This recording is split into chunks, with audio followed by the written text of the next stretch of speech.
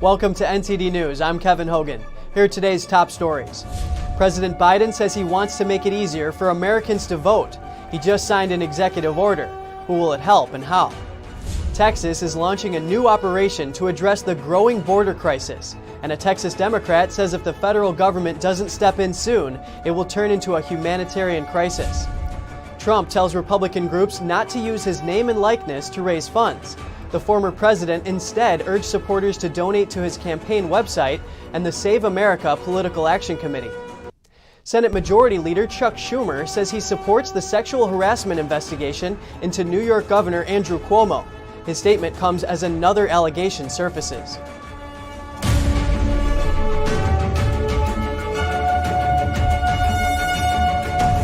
President Biden says he wants to make it easier for people to vote. He signed an executive order Sunday, altering the way the federal government handles elections. President Biden signed an order Sunday to use federal resources to expand voting access, including for people in prison and on probation. I'm signing an executive order to make it easier for eligible voters to register to vote and improve access to voting. Every eligible voter should be able to vote and have that vote counted. The order directs the Attorney General to help people in prison register to vote if they're eligible and help former prisoners obtain the right identification for the state's requirements.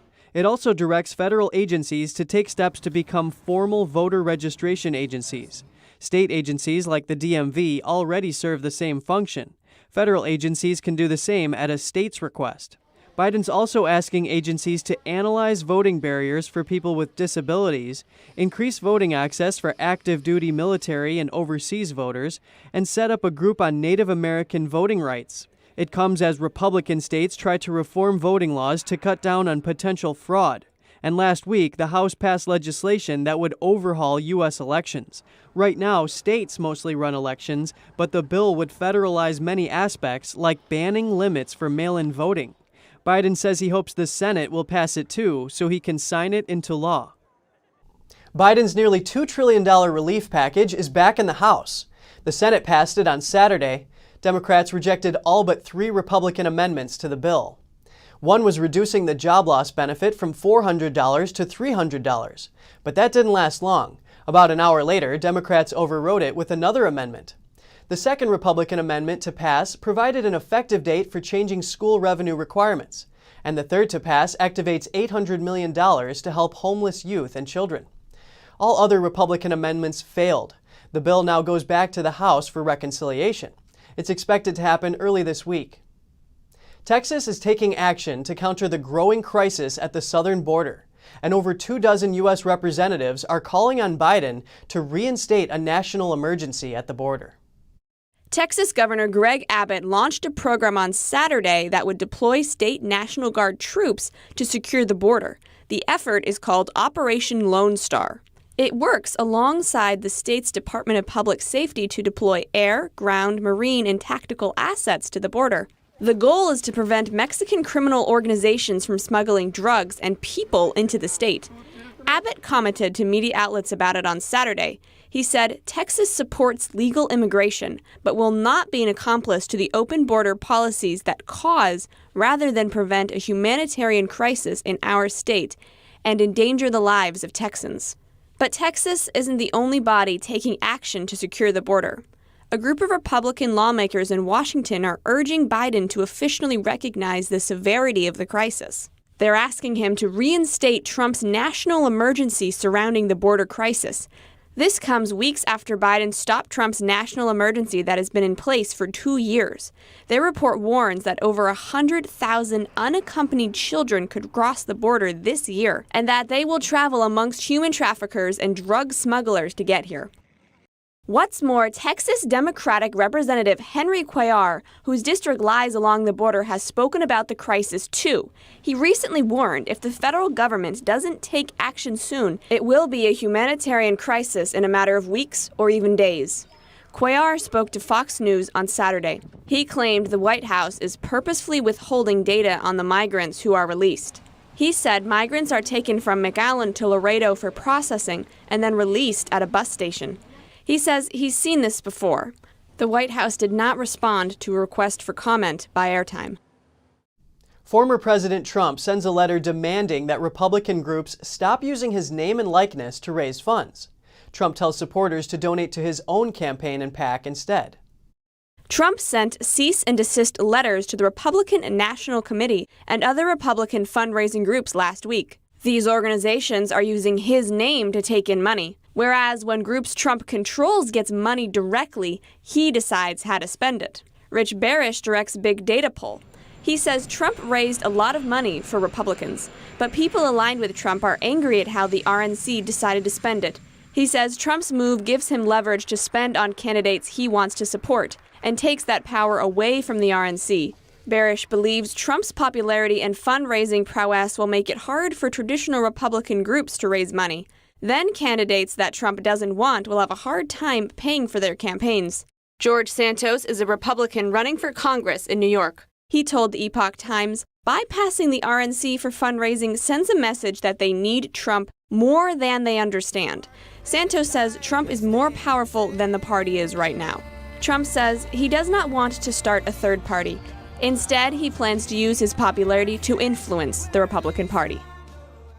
Media saw the former president in New York City Sunday night. He was in an SUV pulled up to Trump Tower in Manhattan. He stays in the skyscraper during his visits to his hometown.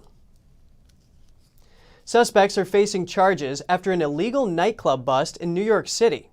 The sheriff's office shut down the unsanctioned partiers in Queens Saturday night, where officers found 142 people packed inside. The venue had no liquor license, and attendees crowded the space without wearing masks or social distancing. The building did not have a certificate of occupancy, and the security guards were also not properly licensed. 2 security guards and a DJ were arrested on charges connected to transforming the commercial warehouse into a nightclub. Suspected club organizers are facing a number of charges for violating the mayor's and the governor's pandemic restriction orders. New York Senator Chuck Schumer voiced support for an investigation into Governor Andrew Cuomo. 5 women have filed sexual harassment claims against him, most of whom worked as former aides. Meanwhile, the governor again says he won't be stepping down. The most powerful New Yorker in Congress, U.S. Senate Majority Leader Chuck Schumer, on Sunday said he backed an investigation into sexual harassment allegations against New York Governor Andrew Cuomo made by 5 women. Schumer called the accusations deeply troubling and said he supported an ongoing investigation by New York Attorney General Letitia James. In the latest accusations against the Democratic governor, the Wall Street Journal reported on Saturday that a former aide, Anna Liss, said Cuomo in 2014 sometimes greeted her with a hug and kisses on both cheeks, called her sweetheart, kissed her hand, and asked if she had a boyfriend. The Washington Post reported on Saturday that a former press aide, Karen Hinton, said that in 2000, Cuomo, when he was federal housing secretary under President Bill Clinton, embraced her intimately in a hotel room after a work event. The new accusations surfaced after 3 women had accused Cuomo of sexually harassing them or making inappropriate remarks. He has denied any misconduct and pledged to cooperate with the review by James's office.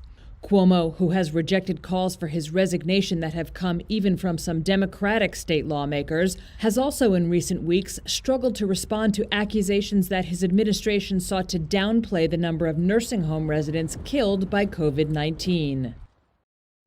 Almost 50 lawmakers are pushing Cuomo to resign. That includes 37 politicians serving in the New York State Assembly or Senate. The state Senate Majority Leader says the accusations against Cuomo are drawing away from the business of government.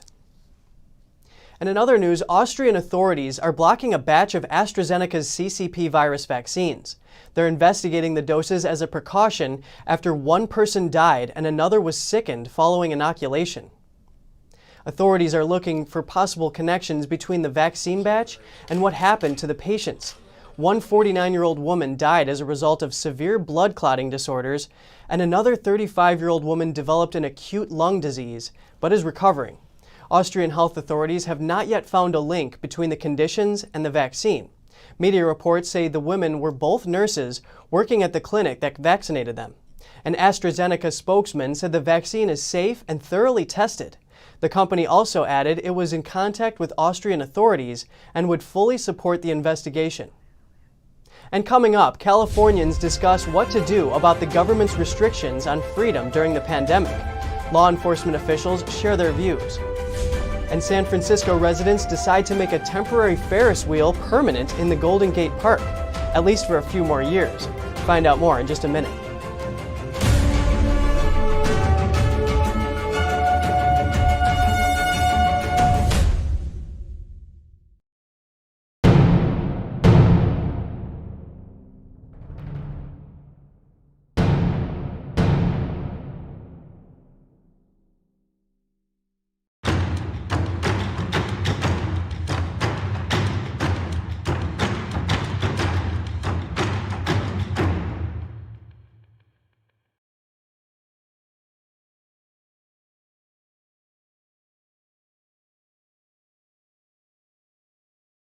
%90 of news outlets in the United States are controlled by 6 corporations. They're not out to tell you the truth of what's happening. They're out to tell you the picture of the world that they represent. The mission of the Epoch Times is to chase the truth, to ground all statements in facts, and prevent people from being misled. This is a battle between truth and deceit. Subscribe today and join the Americans who are seeking truth and tradition. We'd love to have you on board. When you look at TV networks in America, a soundbite and fight-it-out culture prevails on news and commentary programs. As a Canadian, I'm fascinated with America, and I wanted to offer American thought leaders an opportunity to share their thoughts in a deep dive format, where we can explore their ideas together. And so American Thought Leaders was born.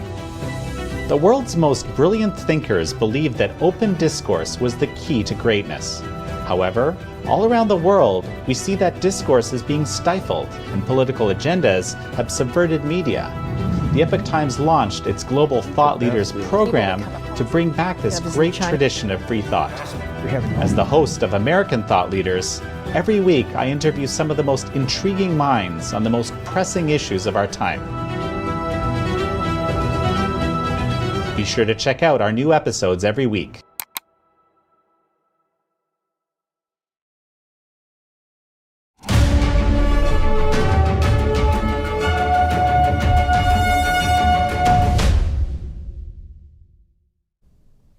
Californians gathered to discuss freedom and alternatives to the status quo. Law enforcement officers spoke about the U.S. Constitution. NTD's Andy Elsmore has the story. The Sierra Freedom Conference was held last February in California's mountain town of Truckee. Different speakers gave presentations over 2 days on a wide range of topics, including both freedom and constitutional rights in the Golden State. I made a commitment a long time ago that I would go anywhere in America, even California, for liberty. And the people out here in California are struggling so hard to find liberty in California. Mac traveled from Arizona to attend the conference. He travels the country to educate police officers about enforcing the Constitution. No emergency power gives any governor, president, none of them have any authority to suspend the Constitution or to suspend the God-given natural rights of the American people. Not at any time. Mac had previously won a Supreme Court case during the Clinton administration about government overreach. He said government overreach now is 10 times worse than before. Can you imagine this? We guarantee you liberty in this country. We guarantee you liberty in California unless there's an emergency. If there's any type of emergency, then your freedom is gone. Who would ever have wanted that? Max said community organization is the best countermeasure for government overreach.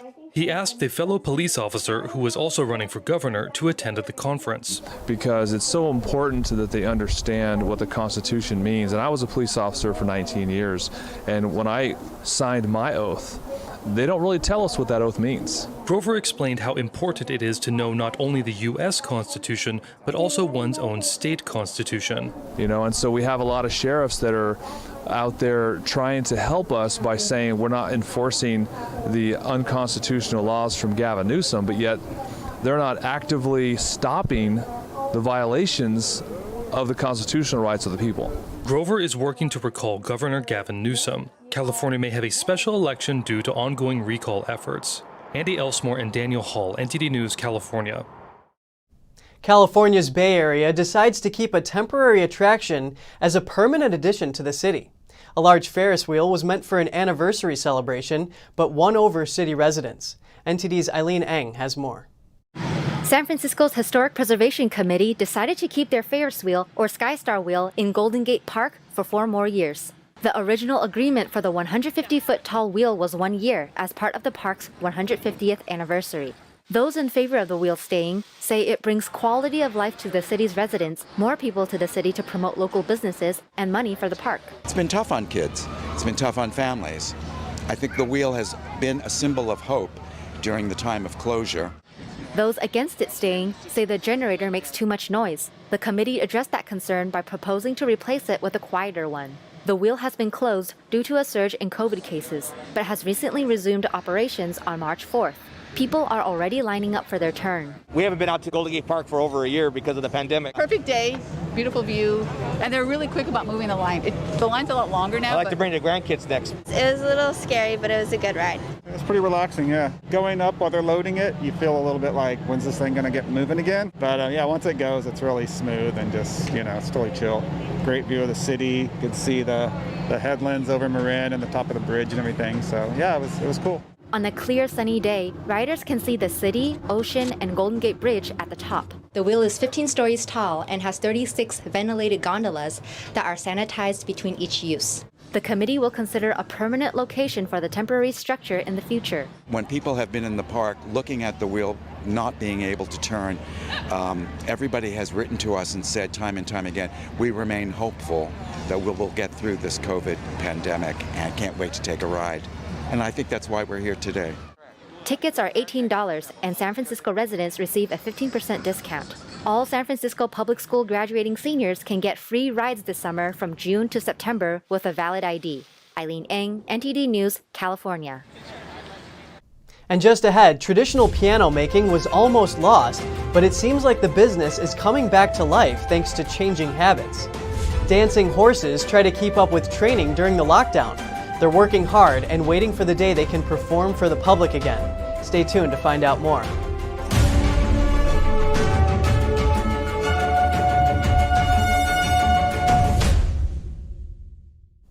The last traditional piano maker in Britain is seeing a surge in sales while people are stuck at home. Workers there now hope the 200-year-old tradition will survive and be passed on to future generations. A surge in demand for pianos during lockdown might be reviving an old tradition. At one time, there were more than 350 traditional piano-making factories in Britain. Now there's only one.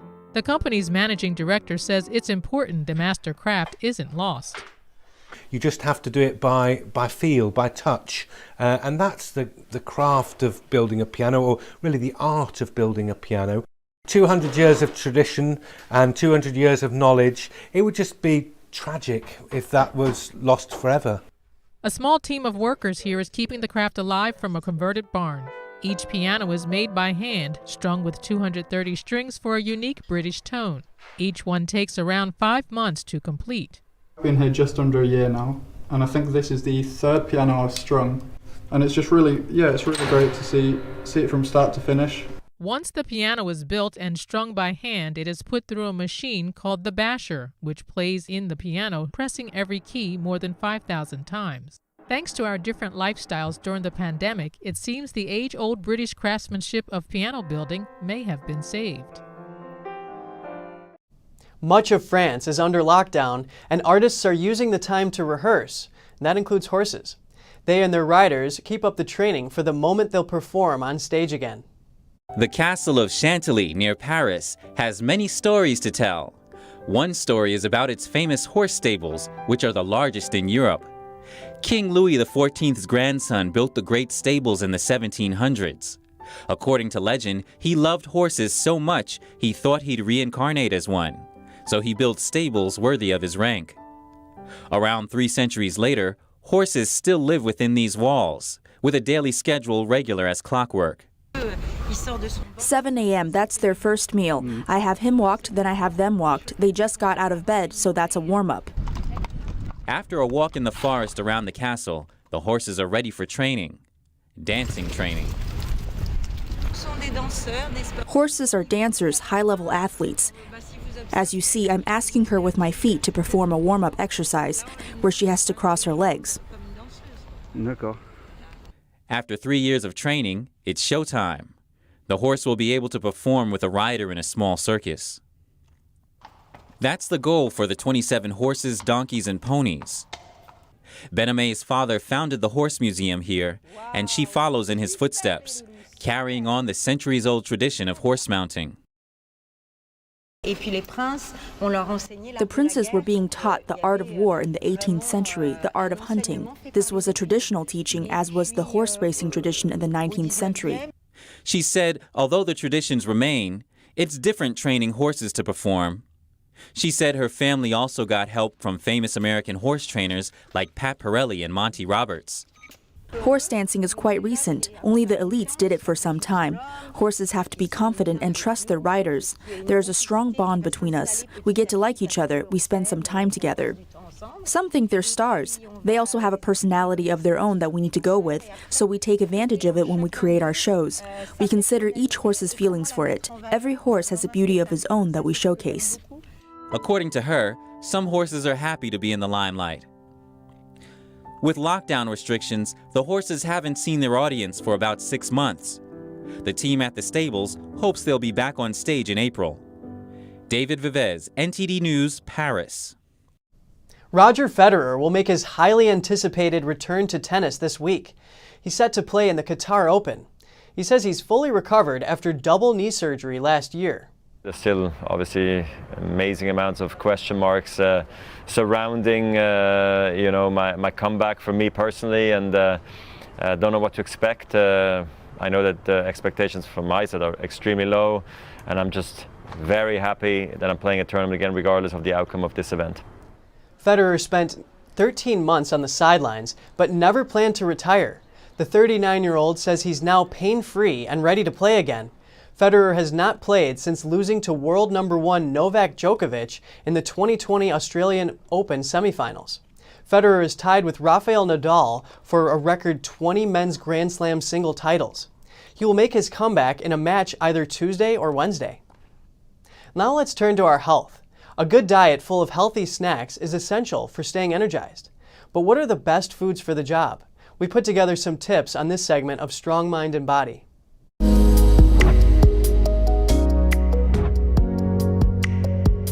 Welcome to Strong Mind and Body. I'm Gina Marie. On this segment, we're going to talk all about healthy snacking.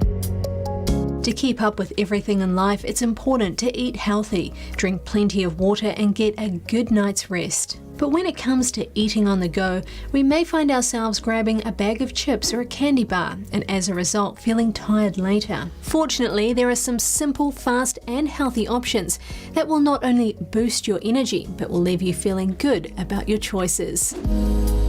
Nuts and seeds are a great on-the-go snack loaded with fiber and healthy fats, such as omega-3 fatty acids. They are tasty and convenient and come with great health benefits. Some examples include a decreased risk of developing type 2 diabetes, reduced inflammation, improved brain function, and a lower risk of weight gain. Among the healthiest are almonds, walnuts, and pistachios. Flax seeds, pumpkin seeds, and sunflower seeds are also tasty options that are loaded with nutrients and have a plethora of health benefits.